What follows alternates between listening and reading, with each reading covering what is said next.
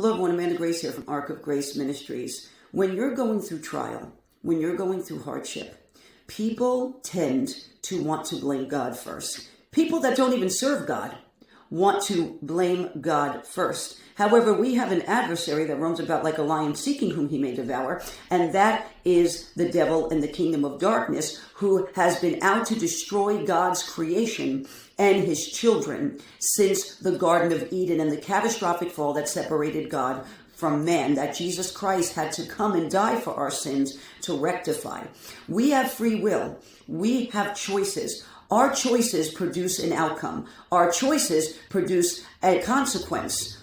We can make choices, but then the consequences take effect of those choices, whether they be good or bad. And when you want to turn and blame God immediately for your choices, for your free will, for your actions, for your words, and you want to blame him for what you did, you are actually doing exactly what the devil wants you to do. You are actually, with your own words, ensnaring yourself more, putting yourself in bondage more, when really you should be running under the Lord's covering, submitting before him, so you can resist the devil and he shall flee from you, because you have to make a decision in your life to want to break the cycles and patterns and generational cycles and rebellion that you have been walking in. You need to make that decision. That's not God's fault when you made that decision. We have been given a wonderful gift of free will, and it works both ways. And we need to understand that when we are going through life in these trials, it's not God's fault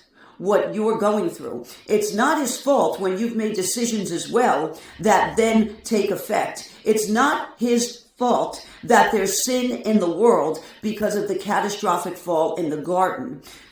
You need to understand who your real adversary is, and he wants you to blame God, and he wants you with your words to just put enmity between you and God. He wants you with your own words to ensnare yourself, to tear down things in your life, to ensnare you, to keep you in bondage, to keep you in mental turmoil. And that is the devil, Satan himself, the father of lies. So when these things happen, don't blame God. Run before God, submit to him, and seek the instruction and counsel from him. Begin to change your habits, your ways, your way of speaking, your way of doing things. Death and life are in the power of the tongue. The decisions you make determines the outcome. And we have to understand that. We have to take accountability for that and understand our own words, our own actions, our own thoughts produce fruit, whether good or rotten, in our lives. Keep that in mind as you go forth today. God bless everyone. Keep the faith.